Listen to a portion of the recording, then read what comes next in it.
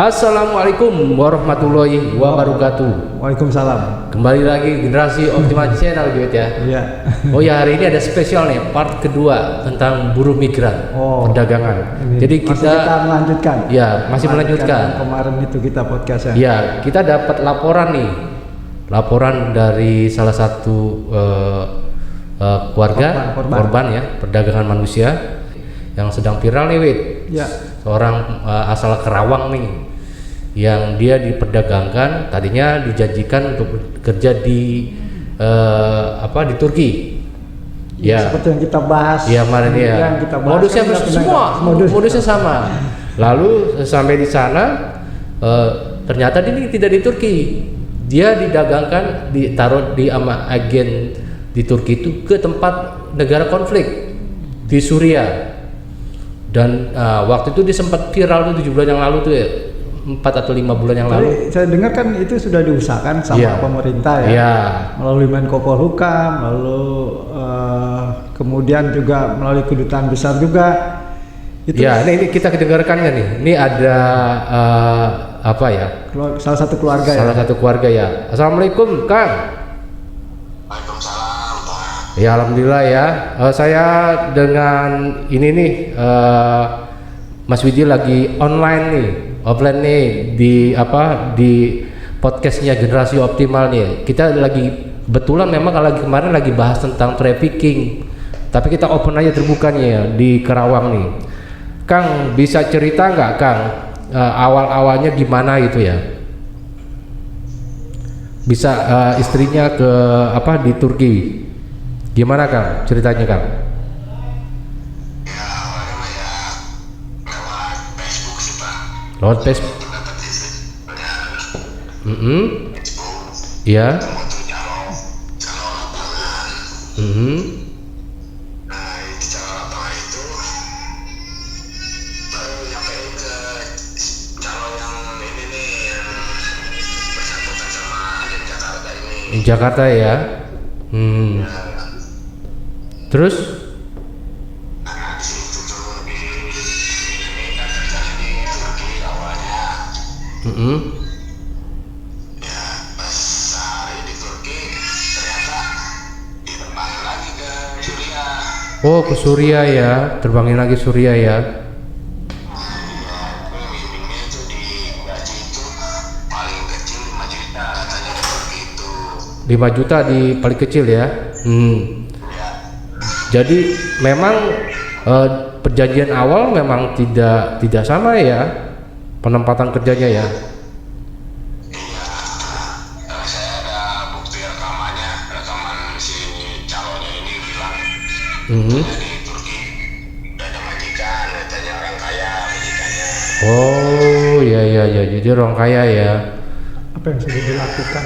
Terus apa yang sudah dilakukan sama Akang nih? Sudah melapor ke polisi nggak? Ke mana atau ke lembaga untuk terakhir update-nya gimana? Terakhir sih kemarin itu hari Rabu kan ada rapat cari itu dari P3MI. Ya. Itu Grunding bahwa sekarang yang diupayakan itu negosiasi, Pak. Negosiasi. Negosiasi dengan agennya. Harus membayar berapa tuh? Ya, Pak, gimana? Harus membayar berapa tuh? Agennya sih mintanya 7.000, Pak. $7.000. $7.000 harus bayar, baru bisa pulang gitu ya? Iya. Kalau dari KPRI bilang biasanya kan ini agennya dengan agennya yang negosiasi ini. Nah, tapi kan posisinya agen di Indonesia ini kan informasinya meninggal, Pak, dari Polres ini. Oh, meninggal ya. Jadi nggak ada yang ngurus nih masalah negosiasi nih. Jadi buntu ya. Pihak KBRI menyarankan keluarganya langsung yang negosiasi dengan agennya yang di Suriah. Ya, yang di Suriah ya. Terus jadi kalau misalkan ada uang 7.000 bisa balik ya? Bisa, Pak. langsung exit permitnya kan itu yang ditahan, exit permitnya itu. Oh, exit permitnya yang ditahan ya, karena dia nggak bisa keluar ya dari negara itu ya. Terus Akang sudah dapat update gak dari Departemen Luar Negeri apa istri Akang bisa balik nih? Ya kalau itu sih kan begini Pak, kemarin tuh dari Pemda setempat Karawang ya. Pemda Karawang Sudah siap memfasilitasi semuanya. Uang tebusan atau apapun itu. Nah, tapi ini kan posisinya belum tahu nominalnya ini berapa gitu. Jadi Pemda sudah menyiapkan nih ya. Ya, Pemda Karawang ya sudah menyiapkan ya. Sudah siap, kemarin dalam rapat itu Pak. Terus update terakhir dari Pemda Karawang gimana, Kang? Belum ada lagi sih Pak, kemarin terakhir begitu katanya mau negosiasi. Jadi kalau ingin dari Disnaker Karawang ini inginnya yang menegosiasi itu dari Kemenlu atau KBRI. Iya. Karena Ya, yang secara resmi gitu Pak. Negosiasinya. Oke. Mau kalau keluarga yang negosiasi gitu kan, inginnya dari Kemenlu atau KBRI langsung yang menyampaikan bahwa penebusan ini nominalnya sekian gitu. Kalau dari Disnaker Karawang juga sudah bersurat ke Kemenlu, Kementerian Luar Negeri. Pemda setempat siap memfasilitasi semuanya. Iya. Saya dengar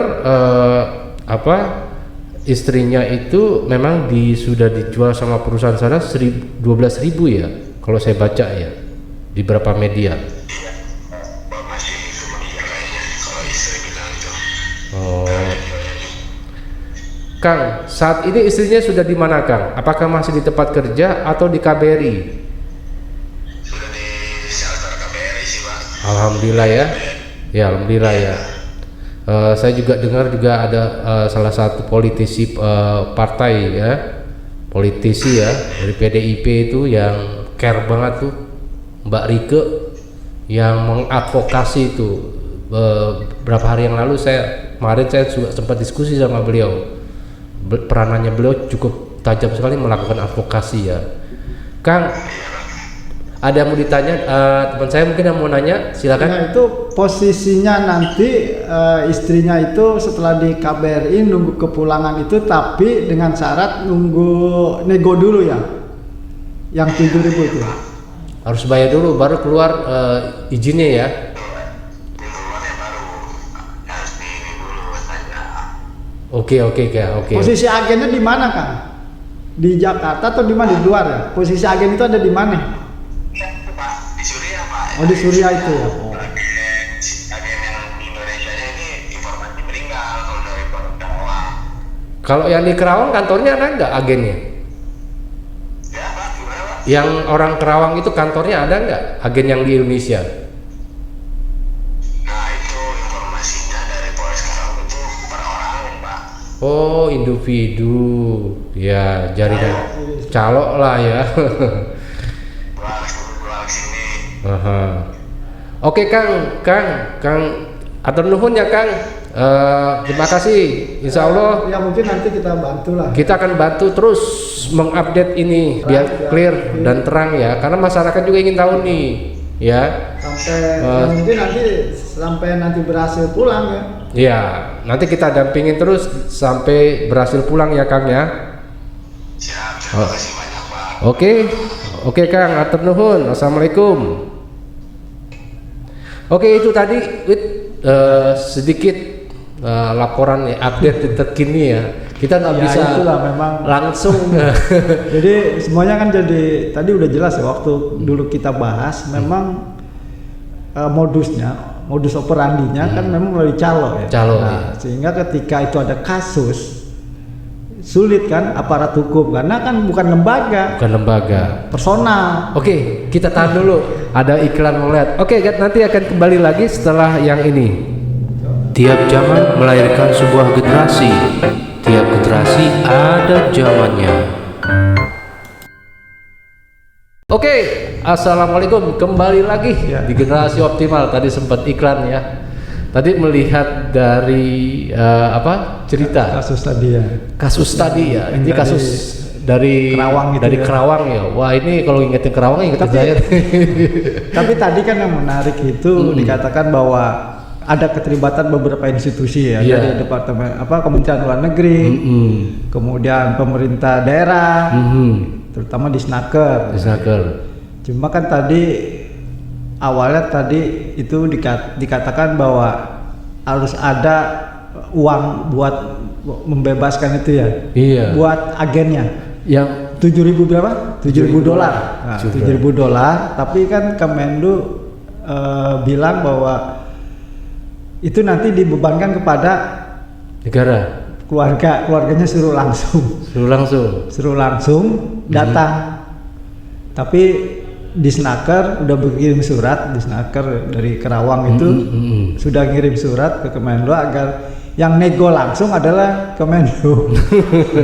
Jadi Kemenlu bilang keluarganya saja gitu kan. Tapi memang seharusnya dalam kasus seperti ini negara ambil alih ya. ya, harus ambil alih karena ini menyangkut keselamatan warga negara di luar negeri. Betul. Karena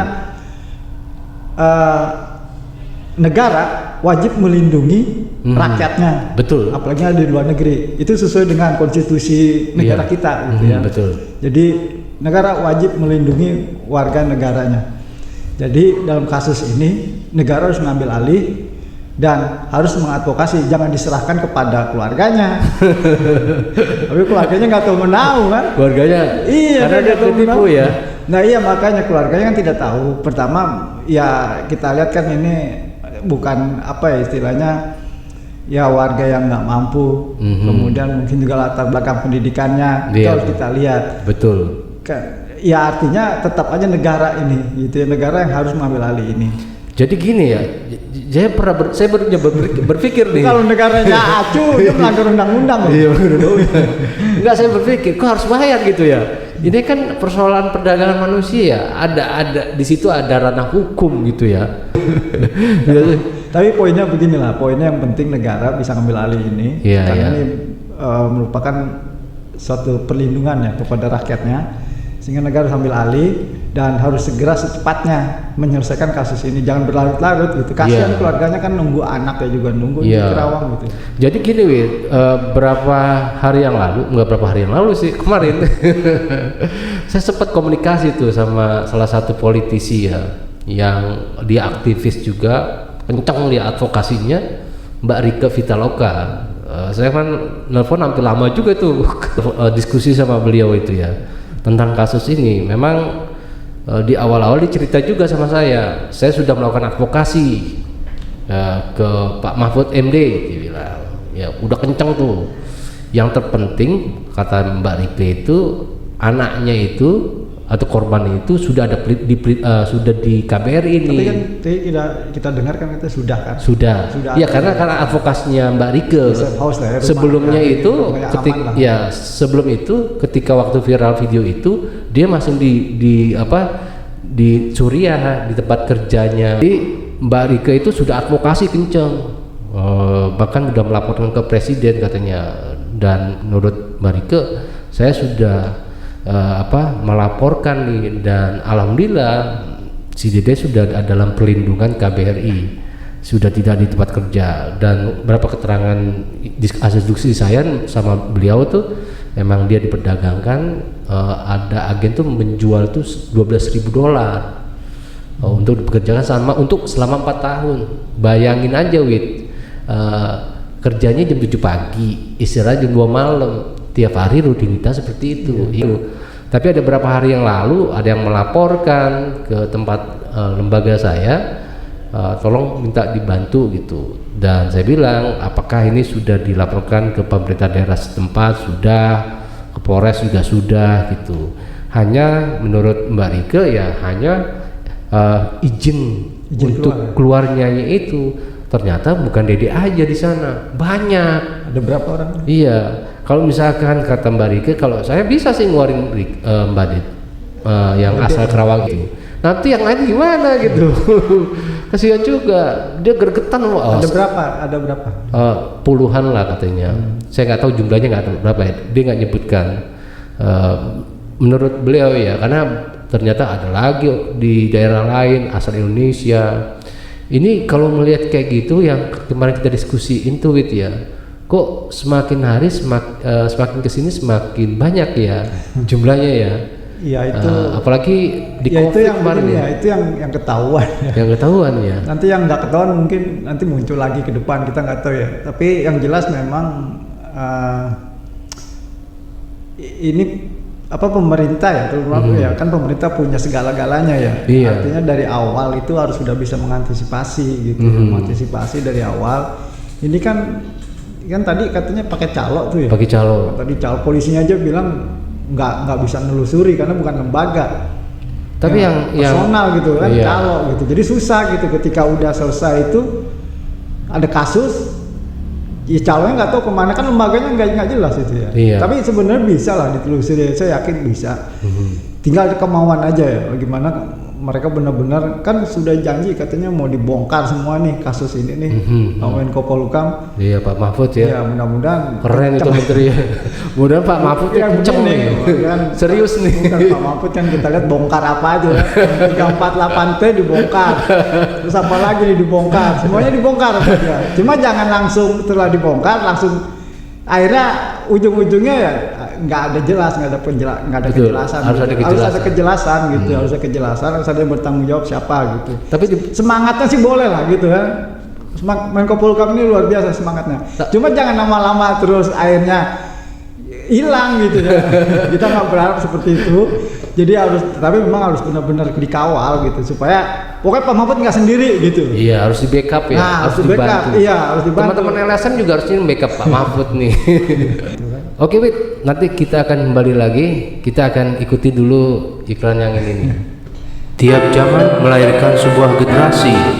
Tiap generasi ada zamannya. Kembali lagi di Generasi Optimal Channel. Setiap zaman melahirkan sebuah generasi. Setiap generasi ada zaman. Alhamdulillah. Jadi channel generasi ini cukup membantu banyak orang yang memberikan sebuah update ya. Ini kan kita ingin ada generasi yang kuat. Kuat ya. Generasi yang hebat gitu ya. Jadi nggak hanya untuk hari ini, tapi untuk masa yang akan datang. Yang datang ya. Ya karena bagaimanapun juga di setiap negara itu pasti dia akan care, akan peduli pada generasi. Betul. Kenapa? Karena kan generasi yang sekarang pasti nggak selamanya. Betul, nggak selamanya. Digantikan dengan generasi yang akan datang. Ada masanya. Nah, ada masanya. Gitu. Sebagai closing statement nih, melihat kasus ini itu gimana ya? Yang lu lihat tadi. Kontrolnya agak kurang ya, kontrol kepada agen-agen ini ya, agen-agen yang memberangkatkan orang untuk bekerja di luar negeri. Itu kan harusnya kalau dia terdaftar itu kan bisa dikontrol, bisa diawasin ya, bisa diawasin. Nggak ada satgas kayak kemarin saya bilang maksudnya. Harus bisa gitu kalau dia legal gitu. Iya. Ya kalau dia legal. Kalaupun misalnya ilegal ya pasti kan udah terdetek dong. Iya, terdeteksi. Kalau udah ilegal udah terdetek ya harus diungkap gitu, harus diungkap, artinya ya harus diberantas gitu yang ilegal seperti ini gitu. Dari itu semua Wit yang perlu, dan dulu juga gue udah advokasi tuh capek Karena tuh. dari dulu di tahun 2000-an dari tahun 98 itu. 98 kan. 98 saya advokasi itu sama pemerintah. Nggak hilang-hilang kan. Iya, nggak hilang-hilang. Dan caranya sudah saya kasih tahu. Kita sering sekali bicara, diskusi di beberapa seminar, workshop gitu. Penanganan trafficking itu seharusnya pemerintah daerah. Maaf nih Bu Selika atau siapa yang di Kerawang gitu ya. Saya bilang penanganannya harus dari hulu ke hilir lihatnya gitu. Dari hulunya gimana gitu. Kemarin juga saya sempat ngomongnya dari program desa, dana desa, terus bagaimana memanfaatkan dana desa untuk pemberdayaan. Jangan sampai ada lagi tuh calo-calo masuk ke sana. Bikinlah edukasi pendidikan perempuan yang secara kritis waktu itu. Saya sempat bicara kayak gitu. Tapi ya mungkin generasinya ya nggak optimal. Generasinya nggak optimal, nggak nyampe mungkinnya. Saya kadang-kadang getan juga gitu ya. Kalau ada waktu itu saya tangani sekitar 32 orang yang diperdagangkan ya, dan HIV positif lagi waktu itu. Ya seharusnya harus dilihat dari hulu ke hilir, masalahnya di mana hulunya. Ya preventionnya bagaimana, pencegahannya bagaimana. Jadi jangan sampai banyak masyarakat khususnya perempuan di pedesaan ayo aja bekerja dengan tawaran yang menarik. Dulu itu belum ada sosial media, sekarang apalagi sosial media lebih masif lagi ya, dengan mengakses internet, apalagi internet sekarang sudah di desa-desa ya, cukup melihat pencet, wah ada lowongan kerja nih, akses, padahal nggak ada perusahaannya. Ini cukup berbahaya. Nah, saya pikir penanganan dari hulu itu sangat penting sebagai langkah prevention, sehingga akan menurun tuh angka apa ya, perdagangan manusia itu, dan perempuan pedesaan jadi kritis dan daya tawar kerja tinggi. Dan ya harusnya dimanfaatkan juga sumber-sumber apa ya, akan Kerawang itu kan sumber pertaniannya bagus, atau etate yang sawah tuh gede dibikin apa kayak tempat objek wisata atau potret selfie, itu menjadi sebuah pengembangan usaha teman-teman UKM. Seharusnya ada inovasi seperti itu. Itu sempat saya sampaikan saat itu, tapi kok lama-lama semakin nggak berubah ya. Oke, mohon maaf, itu aja yang bisa saya sampaikan. Kita sebenarnya ingin membantu, dari setiap minggu dan kita update terus perkembangannya kasusnya Mbak Dede asal Kerawang nih ya. Tapi alhamdulillah dia sudah di KBRI atas bantuan kencangnya advokasi Mbak Rike Pitaloka ya. Saya salut sekali sama beliau. Mudah-mudahan ada politisi yang kayak gitu tuh, perempuan yang mau bantu masyarakat gitu ya, benar-benar mau bantu di level grassroots. Mungkin itu aja dari saya. Saya mau pamit dari Generasi Optimal. Saya Abdul Rahman pamit. Saya Widi. Assalamualaikum warahmatullahi wabarakatuh.